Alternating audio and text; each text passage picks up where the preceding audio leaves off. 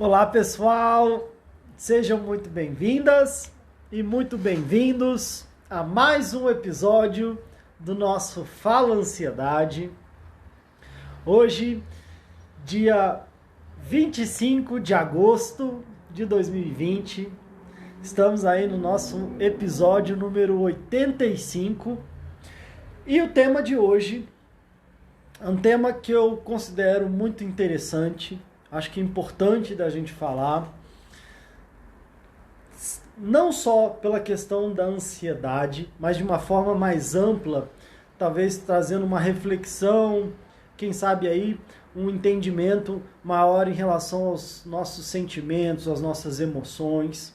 Muitas vezes no desafio da gente ter a sensação de não conseguir se livrar, às vezes, daquela emoção que parece que fica perseguindo a gente, naqueles pensamentos repetitivos e também especificamente em relação à nossa ansiedade, né? Qual vai ser o desafio? Qual pode ser um desafio aí de eu não conseguir sair dessa situação de ansiedade que às vezes eu posso me encontrar já de uma ansiedade mais adoecedora aí, num nível mais complicado. Então o tema de hoje é vícios emocionais.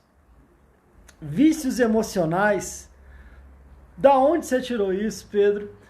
Eu já tinha pensado em vícios, mas vícios de outras coisas, né? O que vem à nossa cabeça quando a gente pensa em vícios?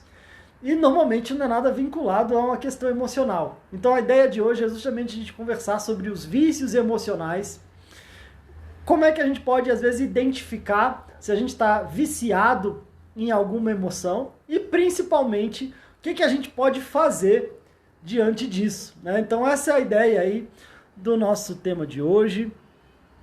Quero saber se vocês estão me vendo bem, me ouvindo bem, para a gente continuar aqui. Quero dar uma boa noite rapidinho, aqui oi Pri, Simone, Graciele, boa noite. Olá Karina, Valquíria. Se vocês estiverem me vendo bem, me ouvindo bem, puder me dar um ok, puder apertar no coraçãozinho, talvez até me dizer de repente aí o seu nome, da onde você está falando, para a gente se manter aqui conectados e a gente puder desenvolver aqui essa nossa reflexão de hoje. Esse é um tema que eu acho que é muito importante, porque em muitos casos, às vezes há uma sensação, e muita gente vem falar comigo, Pedro, não consigo me libertar disso. Parece que isso é mais forte do que eu. Como é que eu faço? E às vezes é quase como se eu tivesse uma sensação de que não, eu sou assim mesmo. E não tem jeito, porque eu sou assim, eu sou muito ansioso, eu sou muito ansiosa. E aí eu me sinto aprisionado ao ponto de, às vezes, quase que meio que desistir e ter que me conformar de que esse é o meu jeito mesmo. E o que eu quero trazer é que há sim grandes possibilidades de mudança e a gente entender um pouco dessa ideia que eu quero trazer em relação a vícios emocionais pode nos ajudar bastante nisso, né? Legal, o pessoal está dizendo aqui, ok. A Graciela, pelo jeito, já se identificou, né? Falou tudo, vícios. Olá, Raquel, tudo jóia? Fiquem bem à vontade de apertar no coraçãozinho para ajudar ao Instagram a entender que esse conteúdo é relevante e que vale a pena ele compartilhar com outras pessoas. Fique à vontade também se você de repente conhece alguém, queira contribuir com alguém que você goste e que de repente pode se beneficiar desse conteúdo aqui. Tem essa setinha que você pode apertar também e compartilhar aí com pessoas que você goste. Olá, Segato, tudo jóia? A Evaneide falando aqui de Feira de Santana, Bahia. Legal, Evaneide. Seja muito bem-vindo aqui.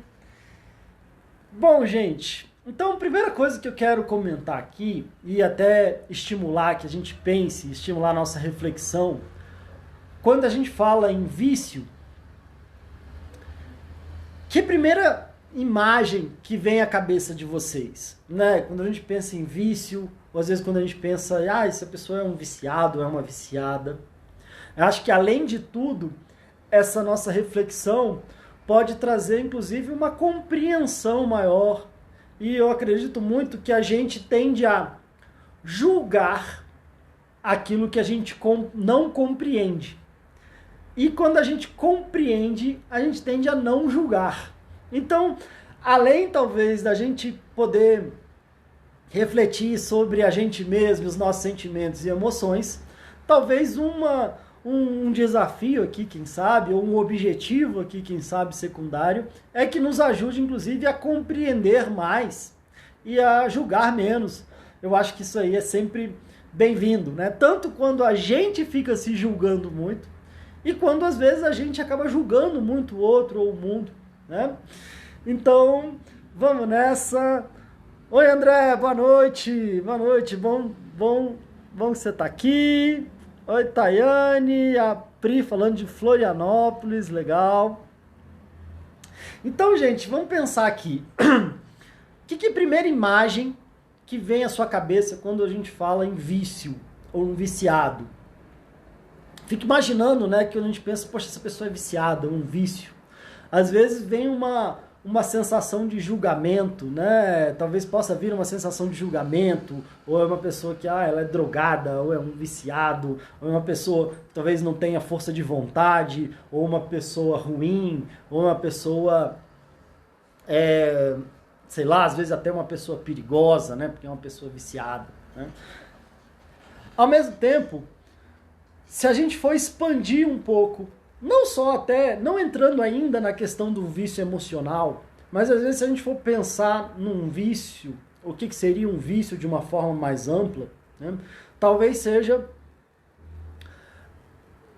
alguém, né, ou nós mesmos, que encontramos em alguma coisa, talvez ali uma sensação de bem-estar, uma sensação de prazer, ou alguma coisa que de repente eu começo a fazer, e aí de repente quando eu vejo eu começo a fazer mais, e eu vou fazendo mais, e eu vou fazendo mais, até um ponto que talvez, às vezes é como se eu estivesse usando alguma coisa, e daqui a pouco talvez aquilo parece que está me usando, e às vezes eu não consigo largar, né? Quando a gente pensa em vício, às vezes é uma coisa que a pessoa não consegue largar, e é como se aquilo ficasse me dominando, né? E às vezes, se talvez inicialmente aquilo possa me trazer um bem-estar, uma sensação prazerosa, depois talvez vá me trazendo um sofrimento, principalmente por essa sensação de estar aprisionado ali em alguma coisa. Às vezes a gente pensa, talvez as primeiras imagens que venham quando a gente fala em vício, pode ser aí um vício normalmente em alguma droga, né? Alguma droga ilícita. Mas também se a gente for pensar, e aí a gente pensar nisso, né? De uma coisa que eu faço e que de repente faz um sentido ali para mim, e daqui a pouco eu vou fazendo mais, e eu vou fazendo mais, e aí daqui a pouco eu não consigo parar de fazer, ou às vezes quando eu tento parar de fazer, eu sinto uma falta muito grande que me leva de novo a fazer aquilo ali, e às vezes aquilo vai me trazendo prejuízo na minha vida, né? Quando a gente expande um pouco mais essa visão, ainda falando talvez sobre vício em alguma coisa, talvez a gente possa pensar aqui que mecanismos que estão relacionados a isso. E calma que a gente vai chegar na ideia de o que isso tem a ver então com a ansiedade, o que isso tem a ver com as minhas emoções, né? Porque será que em determinado momento, será que às vezes eu estou viciado em algum padrão emocional? Mas como é que eu posso estar viciado num padrão emocional? Você fala que no início me dá prazer e às vezes eu faço alguma coisa que já é angustiante, já é ruim, mas eu não consigo deixar de fazer. Que mecanismos que estão aí dentro? O que está acontecendo dentro de mim que parece que eu não consigo largar isso? E às vezes eu até tento e não consigo largar, e às vezes eu abandono achando que eu não consigo mais largar. E o que a gente pode, ao entender e ao enxergar e a fazer esse paralelo, essa comparação de outros vícios, possam nos ajudar a lidar melhor com a nossa ansiedade ou a lidar melhor com as nossas emoções de uma forma geral. Então essa é a ideia da gente estar desenvolvendo melhor aí essa reflexão, né? O pessoal já está comentando aqui. Deixa eu ler um pouquinho. A Simone falando de Maceió, Alagoas, né? Oi, Simone, boa noite. Legal, Raquel. Obrigado, Simone. Que bom que você se sente bem acompanhando aqui o nosso conteúdo. Seja muito bem-vinda. E a Graciele comentando, né, que eu mesmo tenho o vício de estar respirando fundo e ficar com a sensação de falta de ar, né? Então, Graciele, pelo que você está dizendo, né, essa sensação, esse vício de ficar respirando fundo e ficar se sentindo sem ar, né? Vamos falar um pouco mais sobre isso e às vezes até entender, talvez, o que possa estar por trás disso. E ao entender o que está por trás disso, já pode ajudar a gente a compreender a situação e principalmente o que a gente pode fazer para superar essa situação, né? Então, o que você possa fazer para superar, então, essa sensação, isso que você está trazendo, né?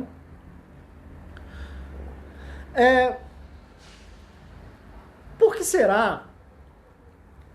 Que mecanismos são esses que estão por trás, de repente, de eu ficar viciado em alguma coisa, né? Há um tempo atrás, costumava-se falar, inclusive, que tinha aquela questão que se dividia, né? Não, esse é um vício químico ou é um vício físico, psicológico, né? Como se tivesse uma parte, como se eu tivesse viciado ali em alguma parte química, ou é um vício mais ali de uma parte psicológica, de um hábito, né? Depois, inclusive, foi se parando de fazer essa divisão por perceber que isso está tão interligado, né? Essas coisas estão tão interligadas que talvez não faria tanto sentido a gente dividir para poder avaliar se, não, isso é um vício químico ou é um vício psicológico, né? Porque, na verdade, inclusive um vício psicológico, e aí o que a gente vai falar das nossas emoções, também há um componente químico, mesmo que neuroquímico e mesmo que neuroquímico internamente. Então, há tanto a dificuldade de separar se esse é um vício químico ou psicológico, se é físico, se é químico, que foi caindo em desuso essa comparação e essa diferenciação, né? E aí é que talvez vá aproximando ainda mais da nossa temática de hoje, né? Porque talvez qual que seja aí um grande desafio? E se a gente for pensar em alguma substância, né? Ou algo que eu vou usando, e aí é como se eu tivesse... Um exemplo que eu dou é como se a gente tivesse encontrado um botãozinho. Então é como se a gente tivesse encontrado um botãozinho que na hora que eu aperto, às vezes me traz um alívio, me traz uma satisfação, me traz às vezes um prazer, me ajuda de repente às vezes a dar uma desligada. E aí, naturalmente, se a gente tem um movimento muito interno, assim, muito instintivo, né? De buscar o prazer, a realização e de evitar a dor. Então, quando eu encontro ali aquele botãozinho, eu vou apertando. Ah, nossa, foi bom. E aí eu vou lá e daqui a pouco eu aperto de novo, aperto de novo, aperto de novo.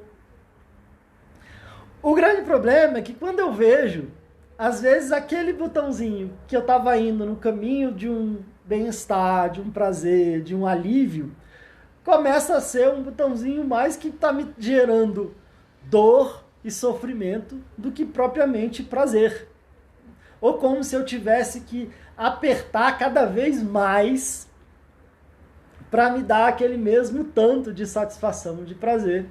Até o ponto que talvez eu nem esteja tendo mais prazer, mas agora é como se eu tivesse que apertar para evitar a dor, ou para simplesmente, às vezes, como um impulso, como uma coisa que eu não consigo mais largar, e aí eu vou ali apertando esse botãozinho.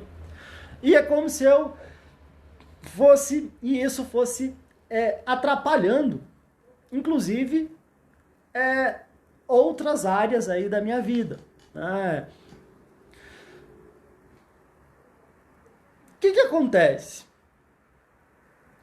Às vezes a gente, como eu falei, a gente vai tendo uma imagem de uma situação que às vezes vai tomando conta, né? De repente uma pessoa que às vezes infelizmente vai ficando viciado em alguma droga, ou às vezes uma droga lícita ou ilícita, no álcool, e de repente a pessoa vai afundando ali, e às vezes ela vai tendo dificuldade de ter uma vida em maior equilíbrio, às vezes ela vai tendo dificuldade de ter relações mais saudáveis, às vezes relações saudáveis com ela mesma, relações saudáveis de relacionamentos, às vezes ela vai ter dificuldade de se desenvolver na vida em relação a questões profissionais, às vezes de estudar, enfim, de crescer ali na vida por conta daquela dependência, né? Um outro termo que se usa muito é uma dependência. Então, como se eu ficasse dependente daquela situação, daquela substância.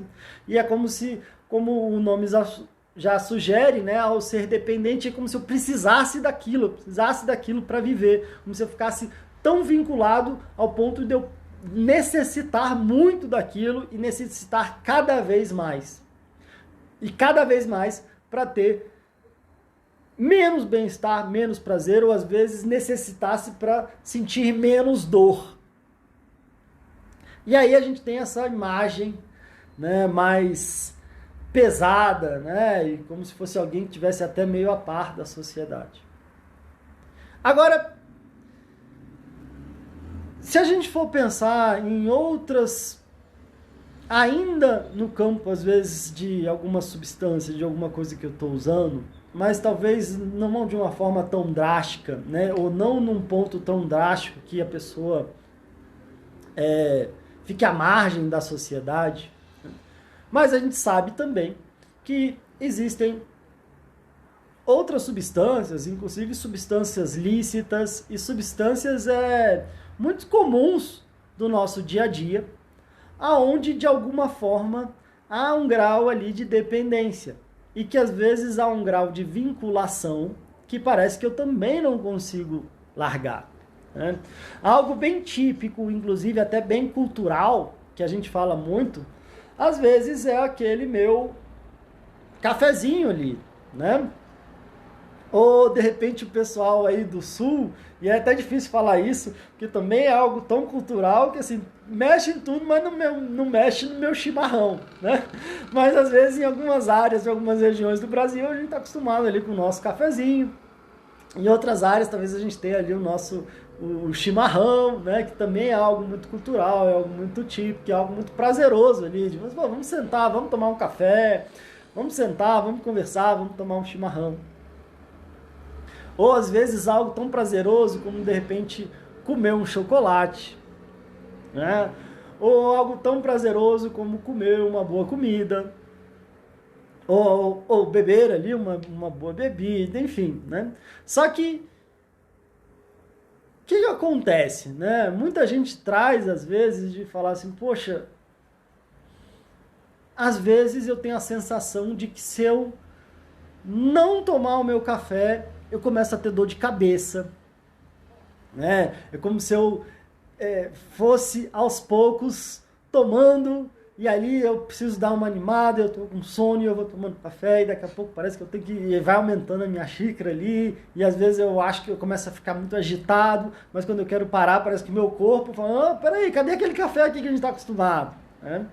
Ou às vezes, talvez em outras situações, outros exemplos que eu citei, né? Não sei se quem toma aí um chimarrão, se às vezes tem essa sensação, é claro que às vezes dá um trabalho de manter ali, mas será que eu sinto uma abstinência?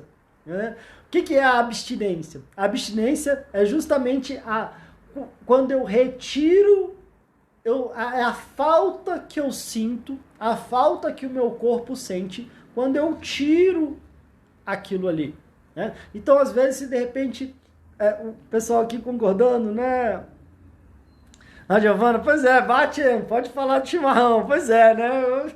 Eu falei aqui, mas eu fiquei eu fiquei preocupado. E eu, particularmente, adoro chimarrão também. Só que eu não sei fazer, né? Às vezes que eu tentei fazer, entope tudo e tal, mas quando tem alguém que faz ali, eu adoro. E eu gosto de um cafezinho também, viu? Mas, às vezes vem a abstinência, que é justamente quando eu sinto falta, quando o meu corpo sente falta. E às vezes tem algumas abstinências, né? Que eu tenho uma sensação... física, né? Às vezes até algum sintoma físico, como esse que eu falei, às vezes me dá uma dor de cabeça, às vezes me dá uma irritabilidade, às vezes me dá uma agonia, me dá como se fosse um termo em inglês, né, que chama de craving, né, como se eu fico desejando, assim, como se eu ficasse desejando, como se eu ficasse quase me coçando ali, precisando daquilo ali, né? Então, é como se o meu corpo se acostumasse. E aí o meu corpo se acostuma, e às vezes, como a gente falou, às vezes até um processo químico, né? De que meu corpo se acostumou tanto que quando eu não faço o uso ali, às vezes eu sinto dor. Às vezes eu sinto dor de cabeça, às vezes há uma dor, um sofrimento emocional, às vezes uma necessidade, uma falta, uma agonia, uma irritabilidade. E ao mesmo tempo, às vezes quando eu faço, eu vou tendo ali uma sensação de prazer, de bem-estar.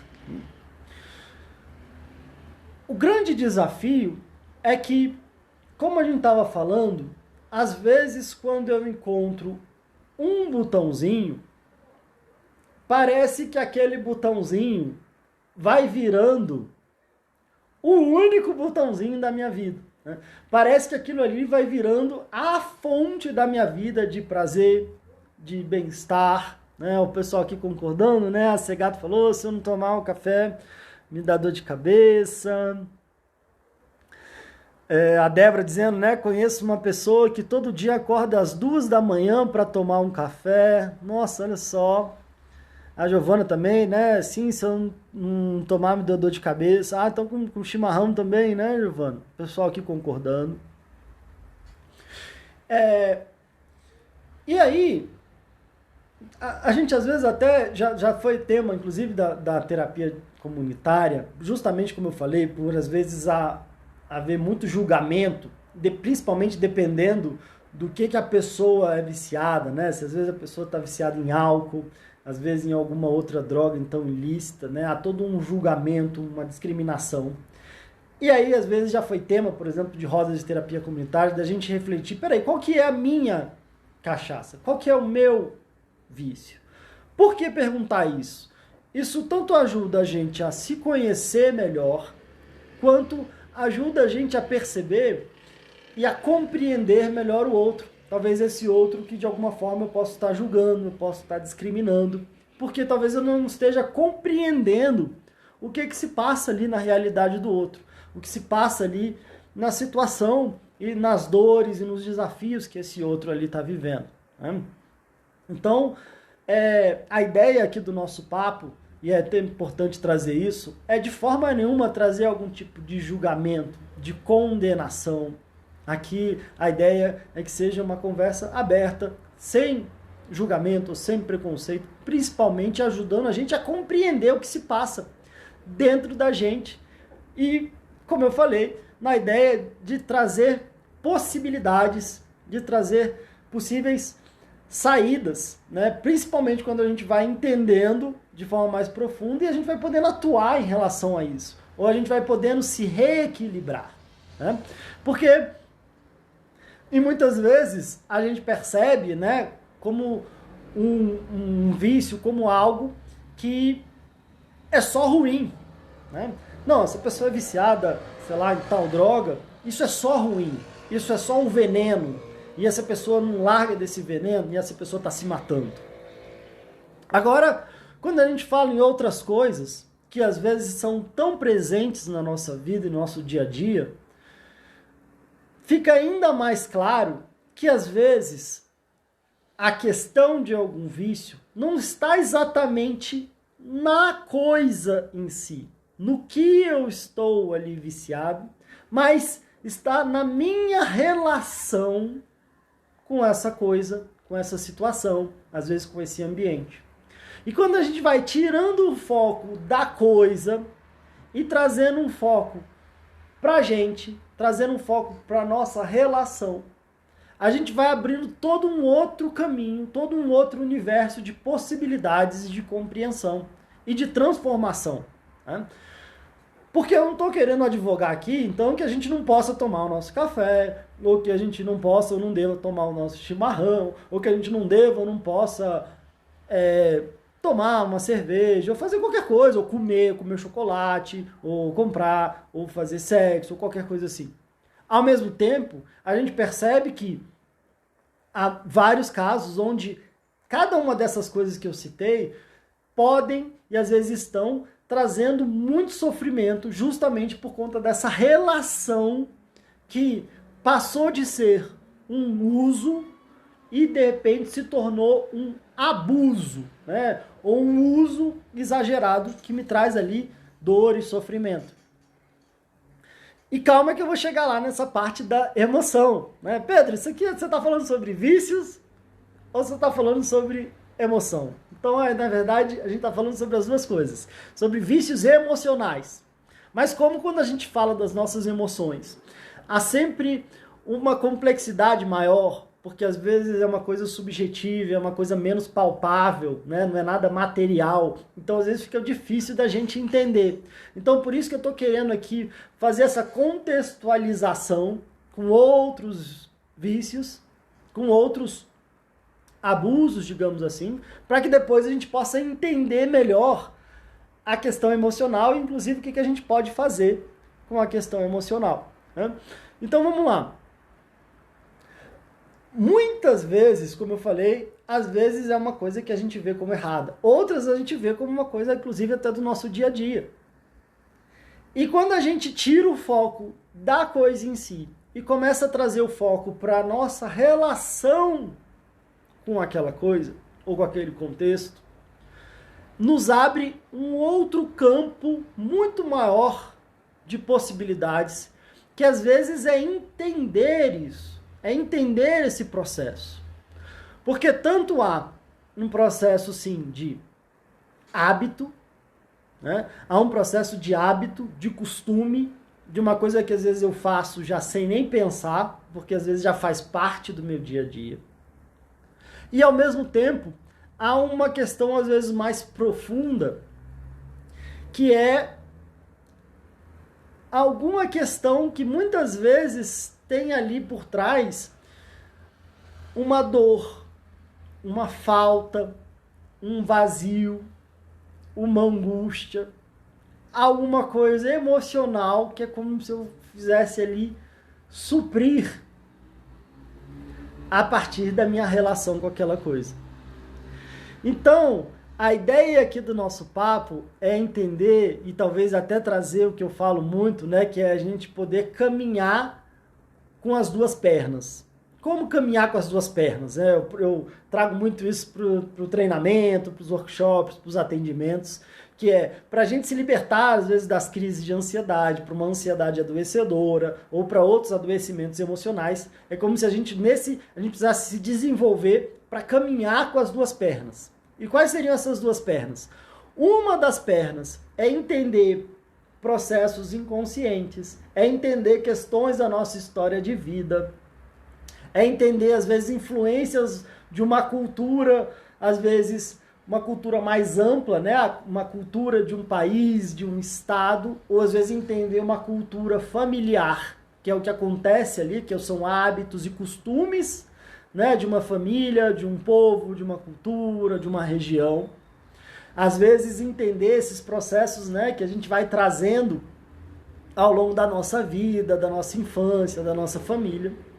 E uma outra perna é justamente fazer uma gestão do que se passa dentro da gente, dos nossos pensamentos, das imagens que a gente cria na nossa cabeça, daquilo que a gente fala pra gente mesmo, dos nossos comportamentos, dos nossos hábitos. E por que eu falo dessas duas pernas? Porque eu acho muito importante a gente caminhar com as duas pernas. E também traz uma visão algo mais palpável pra gente pensar. Porque você já tentou caminhar com uma perna só e deixar a outra perna plantada no chão? O que acontece se eu caminhar com uma perna só e deixar a outra no chão? Provavelmente eu vou ficar andando em círculos. Aí agora, não, agora eu vou andar só com essa perna que não adiantou, então agora eu vou andar com essa. Aí eu fico andando com a outra e de repente eu não saio do lugar, eu fico girando em círculos. E o que às vezes acontece com vícios de diferentes ordens, inclusive os emocionais? Às vezes, poxa, eu tô tentando, mas parece que eu não saio do lugar. Às vezes eu tento, mas eu volto. E o que acontece com os nossos adoecimentos emocionais, com as nossas crises emocionais? Eu fico, às vezes, querendo resolver, mas ou eu fico paralisado sem saber o que fazer, ou às vezes eu fico querendo andar com uma perna só. Ou eu fico querendo resolver ou trabalhar e às vezes mexer em coisas da minha história, do meu passado, mas mesmo assim eu vou mexendo e não resolve. Ou às vezes eu falo, não, isso é só uma questão de força de vontade, é só uma questão de determinação, eu vou lá e vou fazer, e aí de repente quando eu vejo, eu estou caminhando em círculos e não saio do lugar.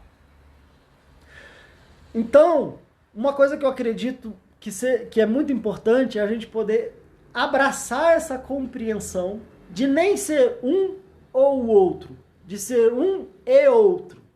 Tanto para nos ajudar a trabalhar as nossas dependências, seja em alguma coisa que a gente faz, em algum hábito, em alguma coisa que a gente esteja consumindo, e para trabalhar as nossas dependências emocionais, ou os nossos vícios emocionais que a gente vai falar. Né? Então, talvez aí um ponto importante. Né? Quando eu vou entendendo que, de repente, por trás ali daquele hábito, daquele vício, tem alguma dor por trás, tem alguma situação da minha história de vida, tem alguma questão, às vezes, da minha cultura familiar, daquilo que eu aprendi como um hábito, daquilo que eu vi, daquilo que era presente na minha vida e, de repente, sem perceber, eu vou reproduzindo. Assim como a gente aprende a falar. Não é porque eu sou filho de um pai brasileiro, de uma mãe brasileira, que eu tenho uma genética brasileira que eu falo português. Eu falo português porque eu sim nasci de um pai e de uma mãe brasileira, mas eu nasci no Brasil e na minha casa falava-se português. E aí tive que me ensinar a falar português. Na verdade, eu fui vendo as pessoas falando, não só meus pais, mas meus familiares e depois as pessoas ao meu redor. E aí, naturalmente, eu fui falando e eu fui repetindo e quando eu vi, eu estou fazendo igual. Assim como muitos dos nossos hábitos foram simplesmente aprendidos e repetidos. Mas, tanto, claro, por uma coisa muito útil, que é a língua que a gente fala, e de repente se eu sou brasileiro e eu sou criado lá no Japão por uma família japonesa, eu vou falar japonês. Ou em qualquer outro lugar, também vou falar a língua do lugar. E não só falar a língua, mas trazer os hábitos. Agora, o grande desafio é que, claro que poder falar e poder se comunicar é algo importante, mas muitas vezes a gente traz também a repetição de outros padrões em relação a como é que a gente se comporta, daquilo que a gente faz, daquilo que a gente não faz,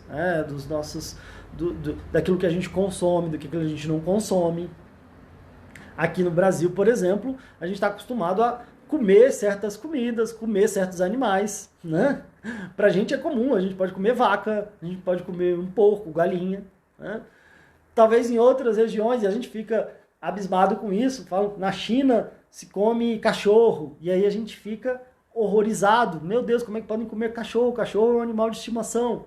Por outro lado, uma grande parte da Índia considera a vaca, e há uma questão cultural ali de considerar a vaca como um animal sagrado, e de alguma forma não se alimentam de vaca, e também possam ficar abismados, assim como a gente talvez fique abismado de alguém comer cachorro, alguém comendo carne. E de repente podem ter pessoas, e aí não só em determinados países, mas às vezes a gente tem aqui no Brasil também pessoas que são vegetarianos ou veganas que de alguma forma percebem ou acreditam que não seja certo comer nenhum tipo de animal. Assim como esses hábitos que a gente tem, que às vezes pra gente pode ser muito normal, para outra pessoa pode ser algo muito estranho. Até aí, tudo bem, a gente está falando de hábito. Agora, por que será que às vezes aquilo, em vez de ser uma coisa que naturalmente eu uso, como a comida, se torna um vício, se torna uma dependência? E às vezes até como é que eu sei, como é que eu posso saber que aquilo ali virou uma dependência? Como é que eu posso saber que aquilo ali passou de ser um uso para um abuso? E principalmente pensando nessa ideia, não de focar na coisa em si, mas focar na relação. É principalmente quando eu percebo que aquela relação ali está sendo algo prejudicial para mim.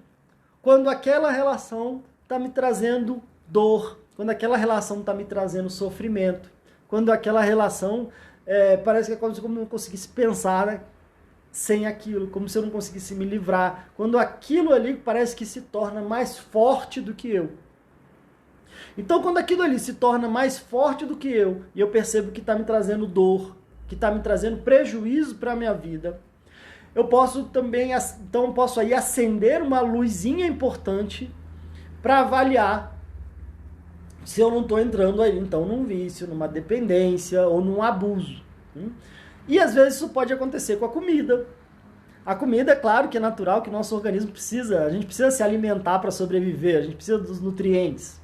Mas também, se a gente vê ao redor do mundo, né, quantas pessoas estão tendo graves problemas de saúde por conta do sobrepeso, né? Às vezes a gente já teve um episódio falando sobre essa questão da compulsão alimentar, que às vezes eu começo a comer e a minha relação com a comida passa de ser uma relação saudável, uma relação de necessidade natural e às vezes até de prazer também, porque não, né? A gente tem um prazer em se alimentar, mas aquilo começa a se tornar um vício, aquilo começa a se tornar uma dor e um sofrimento muito grande, e às vezes me trazendo graves problemas de saúde, além de ser uma questão emocional, acaba sendo uma questão de saúde física também.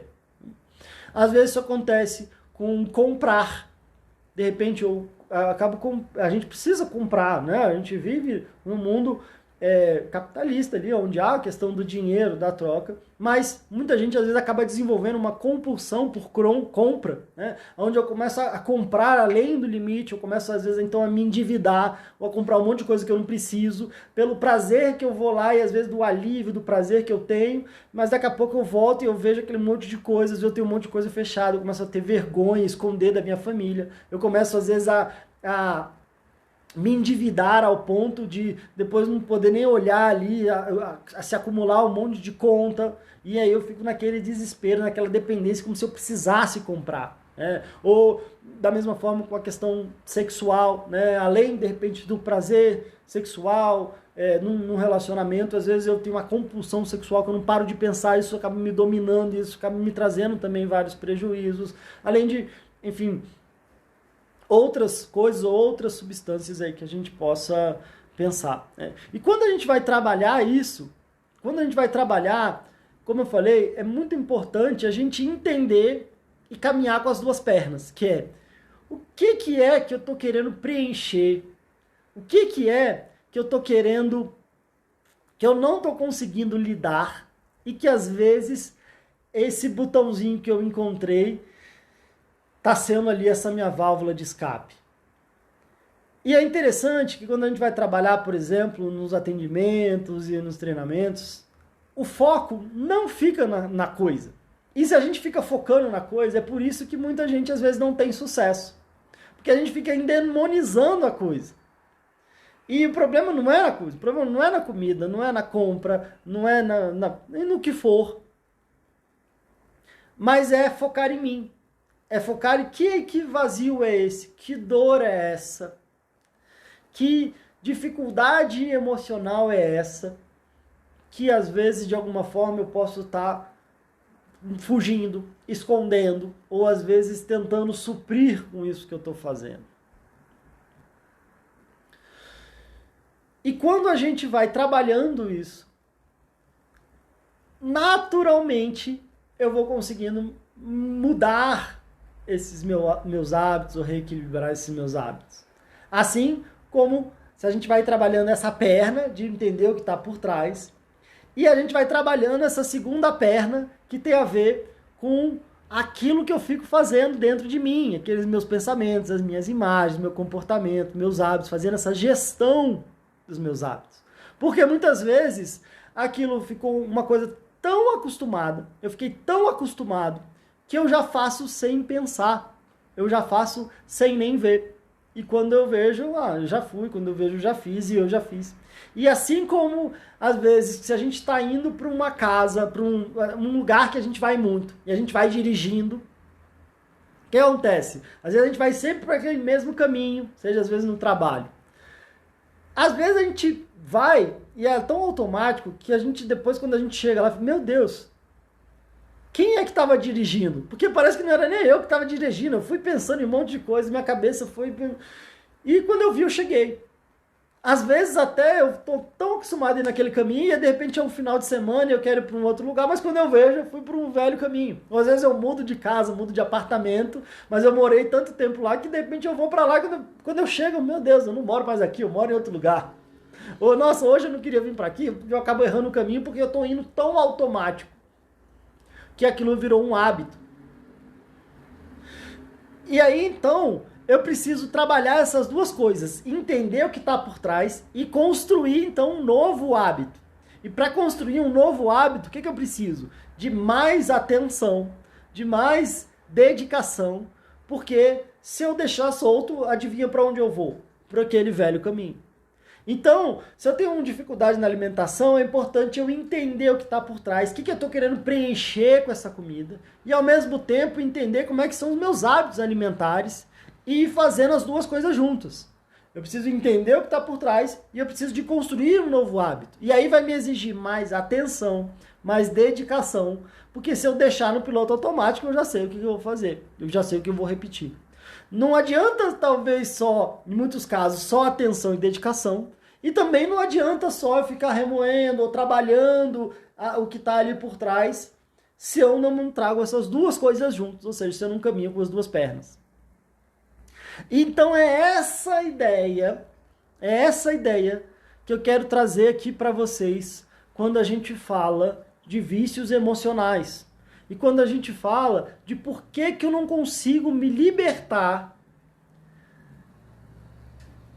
de sentir uma mesma coisa. De sentir sempre uma mesma coisa. E às vezes essa mesma coisa pode ser a minha ansiedade, a minha preocupação. E às vezes o que acontece com a ansiedade? Às vezes eu vou sentindo uma insegurança, uma ansiedade, eu vou sentindo sempre a mesma coisa, mas como normalmente acontece com o vício, com uma dependência, com o abuso, parece que eu tenho que ficar sentindo cada vez mais, e às vezes aquilo vai me dominando cada vez mais, e vai ficando tão automático que eu não consigo, quando eu tento sair, aquilo me puxa de volta. E se aquilo me puxa de volta, às vezes eu tenho a sensação de, meu Deus, o que eu faço? Por que isso se repete muito?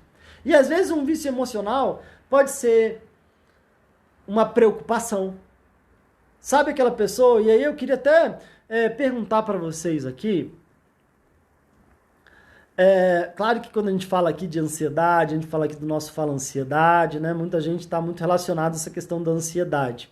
Mas você percebe, com tudo isso que a gente está falando aqui, às vezes um hábito, um padrão de pensamento ou de emoção que fica se repetindo muito, como a colega falou, né, a questão da falta de ar, às vezes, ou aquele medo, e eu fico com medo, e de repente eu fico, às vezes, pensando tudo que me dá medo, e aí eu fico com mais medo ainda. Às vezes é uma preocupação, né? Às vezes eu fico preocupado. Assim, quem não conhece aquele familiar que está sempre preocupado com alguém? Eu estou preocupado com um, estou preocupado com o outro. Aí um está bem, mas eu fico preocupado com o outro. Aí quando às vezes minha família nuclear ali está melhor, mas eu fico preocupado contigo, com a vizinha, com todo mundo. Eu estou preocupado com o mundo. Ou às vezes é aquele vício emocional da reclamação. Né? Eu tenho um hábito de reclamar. Então é como se eu ficasse, mas isso aqui está ruim. E aí, se eu for entender, né, que questão da minha história de vida, que questão, às vezes, cultural, será que isso foi aprendido?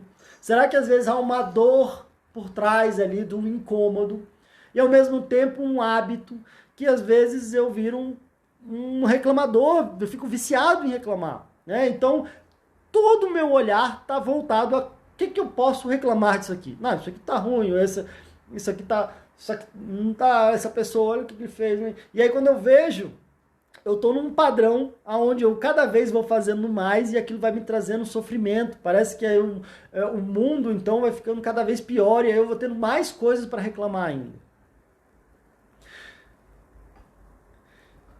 Às vezes, quando a gente fala da ansiedade, às vezes dentro de um quadro de ansiedade, principalmente de uma ansiedade no nível de adoecimento, a gente pode pensar que talvez tenham vários vícios ali emocionais por trás. Porque o que está por trás da ansiedade? Às vezes está uma insegurança, a insegurança que às vezes vem uns medos, vem uma sensação de inferioridade, que também está vinculado com a insegurança. Com essa sensação de insegurança me dá medo ainda de repente, um medo de abandono, um medo da rejeição. Às vezes uma preocupação excessiva, então eu fico muito preocupado que sempre vai acontecer uma coisa muito ruim. E aí eu vou antecipando o que de pior vai acontecendo. E aí às vezes eu já vou pensando nos diálogos, e aí vai falar isso, eu vou repetir aquilo, e é como se eu ficasse tão viciado nisso, que é como se eu não conseguisse largar. E quando eu não consigo largar, às vezes esse quadro todo de emoções, de comportamentos, de padrões mentais, naturalmente isso vai então me adoecendo, isso vai sendo agravado. E por que então muita gente que fala comigo, e às vezes a gente vai percebendo, né, que poxa, eu já tinha um grau de ansiedade, uma insegurança, mas era mais leve. Mas agora eu tô tendo crise todo dia. Às vezes, como o colega falou, tem gente que acorda de madrugada para tomar café, tem gente que às vezes acorda de madrugada tendo crise de ansiedade, tendo um ataque de pânico. Porque é como se eu fosse desenvolvendo e alimentando aquele hábito, entendendo que às vezes tem uma questão por trás e ao mesmo tempo tem um processo que vai sendo automatizado, de que às vezes eu não preciso nem pensar. Às vezes eu deixo ali quando eu vejo e aquilo ali vai fazendo o quê? Vai tendendo a aumentar. E é por isso que um adoecimento emocional, quando não cuidado, quando a gente não cuida, não entende e não vai trabalhando com essas duas pernas, a coisa vai piorando. Então, além de não resolver sozinho, aquilo vai inclusive piorando. E a Ângela perguntando, né, a Clarinha aqui, Pedro, pode acontecer de ter crise de ansiedade dormindo? Pode sim, Clarinha. Esse é um desafio, né? Quando a gente fala sobre essa questão, às vezes, da insegurança, de sentir alguma ameaça, e aí dispara, né, esse mecanismo de fuga ou de luta dentro da gente, que às vezes deixa o nosso corpo ali em alerta, que às vezes é uma coisa que é importante para a nossa vida, né, que é a de sobrevivência. Mas às vezes eu vou fazendo isso tantas vezes que eu vou desregulando isso dentro do meu organismo a tal ponto de que daqui a pouco essas crises vêm do nada. Às vezes eu não posso estar pensando em nada e às vezes, infelizmente, posso estar dormindo. Como já ouvi muita gente relatar. De às vezes eu estar dormindo e eu acordo tendo uma crise, eu acordo com o coração acelerado, eu acordo em pânico. Assim como uma colega disse que de repente tem gente que acorda 2 da manhã para tomar um café. Então, não sei se vocês estão acompanhando aí esses paralelos, né? E por que é tão importante entender esses paralelos? Porque eu muitas vezes vou conseguir me libertar de um vício quando eu entendo o que está acontecendo comigo e eu vou me dispondo a trabalhar, na minha perspectiva, trabalhar nessas duas frentes. E entendendo e desatando alguns nós e fazendo as pazes com o meu passado e ressignificando o meu passado, entendendo o que foi aprendido, o que eu fui construindo, o que às vezes eu tinha ali como normal, como algo cultural, mas agora eu vejo que isso é algo, de repente, que não é tão saudável assim, é algo destrutivo. Ao mesmo tempo, eu vou percebendo que às vezes eu estou num nível de automatização que eu preciso fazer um esforço consciente de ir mudando isso, mudando o que está dentro de mim. E eu tenho que fazer as coisas, e eu acredito que a gente precisa fazer isso ao mesmo tempo. Ir fazendo ao mesmo tempo, porque senão às vezes eu vou caminhando com uma perna só, andando em círculos e não saindo do lugar. E se você está tendo, por exemplo, crise de ansiedade, está tendo há mais tempo, você vê o quanto que isso acontece, né? E por que então a gente fala muito do desafio do remédio? É que o remédio, ele de uma forma química, me traz um alívio. Né? Então, é como se a gente vê, por exemplo, a pessoa está viciada ali, sei lá, em alguma substância ou no cigarro, aí eu não fumo, mas eu vou ficar usando um adesivo de nicotina. Né? Então é como se estivesse usando aquele adesivo de nicotina, então meu corpo vai absorvendo ali aquela química e na hora eu vou tendo um alívio. O que acontece? Se eu só faço isso, primeiro, às vezes tem todo um hábito de uma questão cultural, que às vezes o fumar não é só a parte química, e por outro, tem todo um contexto de um hábito que foi aprendido, daquilo que é automatizado. E quando a gente fala em questões emocionais, às vezes aquilo pode me dar um alívio na minha dor. Me dá um alívio, então eu fico mais calmo. Né? Eu tomo ali um remédio, então às vezes eu fico um pouco mais calmo, fico mais, né? Me dá uma aliviada nos sintomas. Mas o remédio ele não faz nem esse trabalho de uma perna e nem o trabalho de outra perna.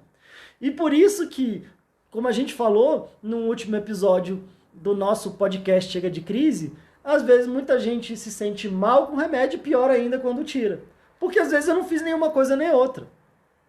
Então, a pessoa está viciada, vamos deixar ela trancada, vamos deixar ela tirar aquilo dela. E aí, como eu falei, eu tenho às vezes um grau de abstinência, né, porque uma falta muito grande.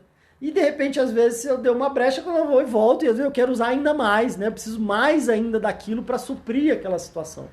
E às vezes é o que acontece no nível emocional. Às vezes eu vou ter um hábito muito grande, né, de pensamento, do que eu falo para mim mesmo. Ao mesmo tempo eu não resolvo, às vezes, as minhas dores, as minhas carências, as minhas feridas emocionais. E aí eu vou fazer o quê? Deixa a pessoa segura, mas quando solta, não resolve. Ou o que acontece ainda mais é que eu tenho, então, esse efeito químico que me alivia, e aí pode sim me ajudar a trabalhar essas questões, me dar um ânimo para trabalhar essas questões, mas quando eu não trabalho, adivinha o que acontece com o remédio também? Eu vou tendo uma tolerância. O que é a tolerância? A tolerância é que daqui a pouco eu vou precisar de mais daquela dose para ter o mesmo efeito. E isso acontece também com os remédios. Ou seja, é como se eu ficasse precisando cada vez mais daquele remédio para ter aquele mesmo efeito. E se eu faço um uso crônico e prolongado, aquilo pode, inclusive, ir gerando outras dificuldades.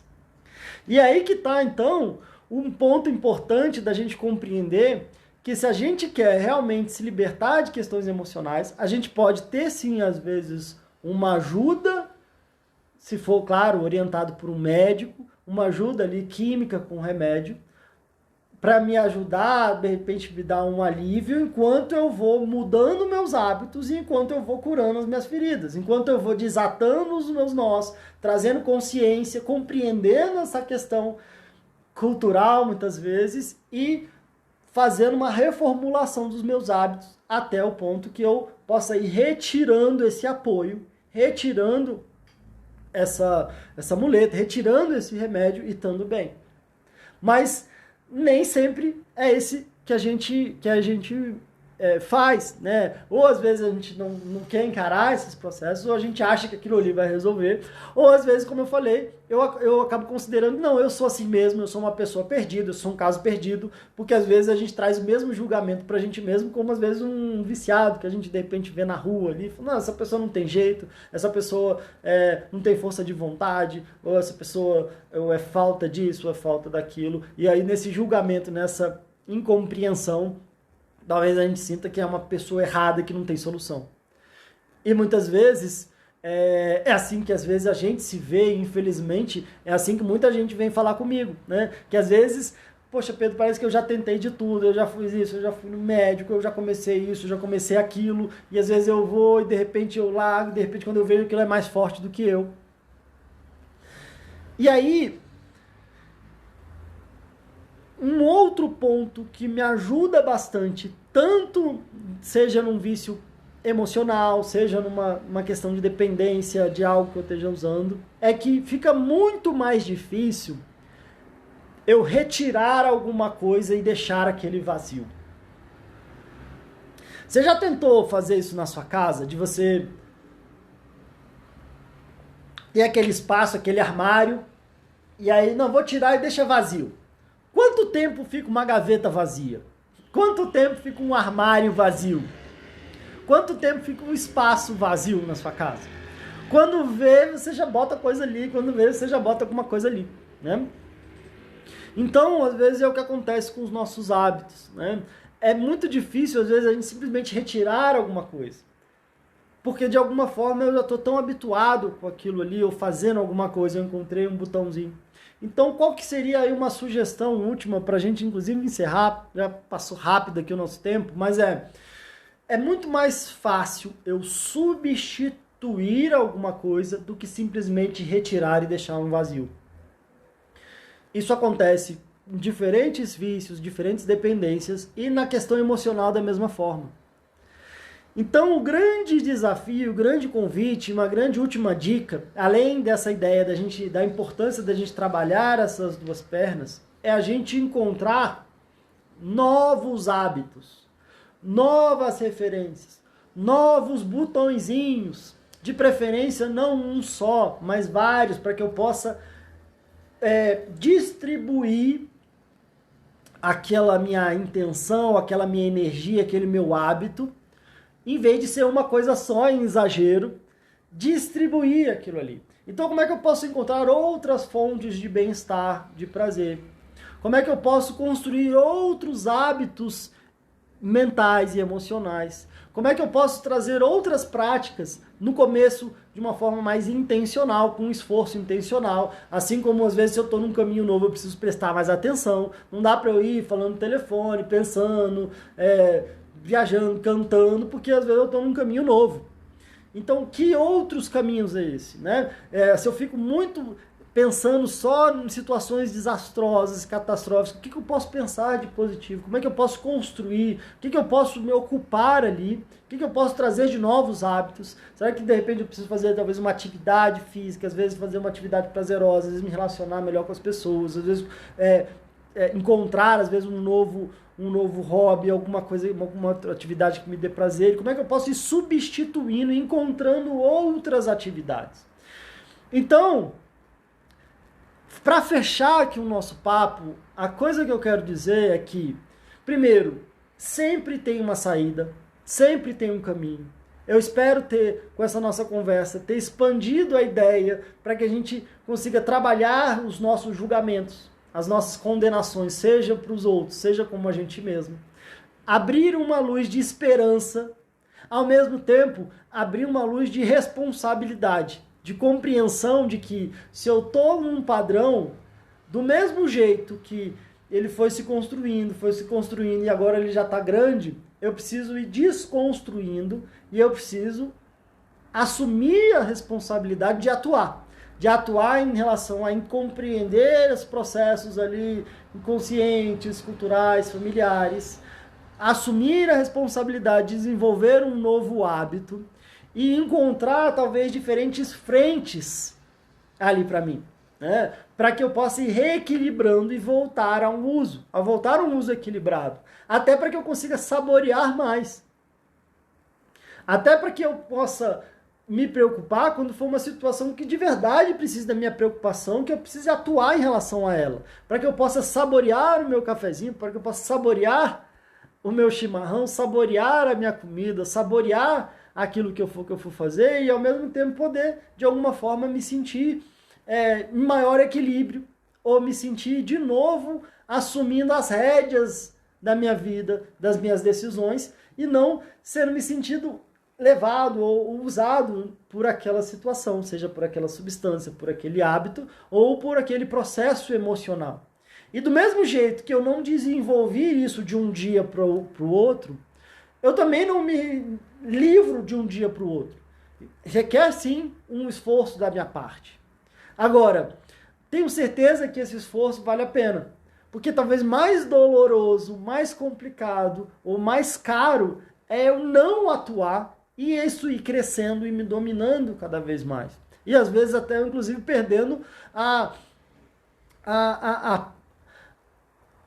o enxergar a minha vida de uma forma com maior realização, com maior bem-estar, com maior prazer, com maior capacidade de contribuir, com maior sensação de que está valendo a pena. E é isso que eu desejo para vocês, uma vida que vale a pena ser vivida, com realização, com bem-estar, com prazer, com equilíbrio. E, gente, faltam 10 minutos para encerrar aqui a live. Eu me empolguei pra caramba. Tem alguns comentários que não deu para ler aqui. Beijo para vocês. Fiquem de olho aqui no Instagram, Pedro Costa, _